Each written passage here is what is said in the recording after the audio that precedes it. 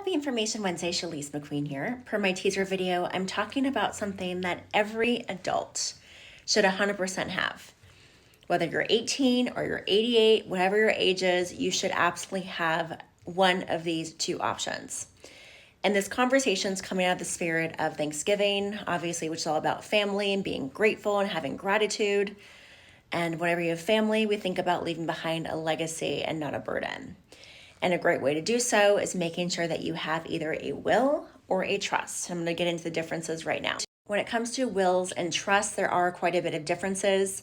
I do want to highlight a few. The first one being something called probate. So wills do go through probate.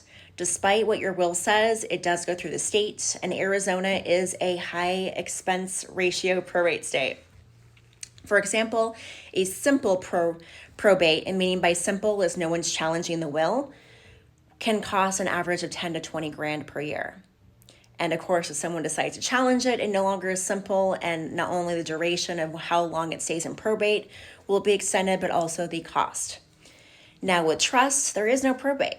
Basically how it's written is set in stone, and there's no way to challenge it. So that's definitely a very positive difference of having a trust versus a will.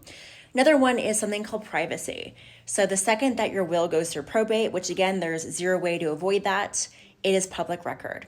So everybody can see what your will says. We're going to trust, there's 100% privacy.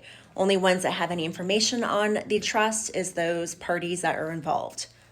The last thing I want to highlight is wills don't have any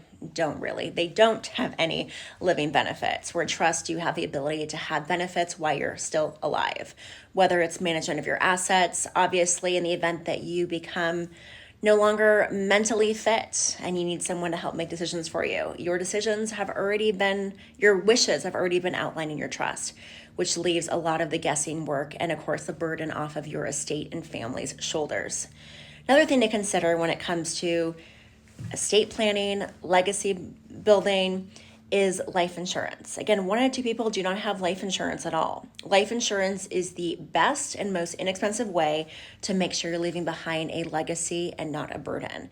And life insurance does not go through probate. It's not challenged. There's no taxation.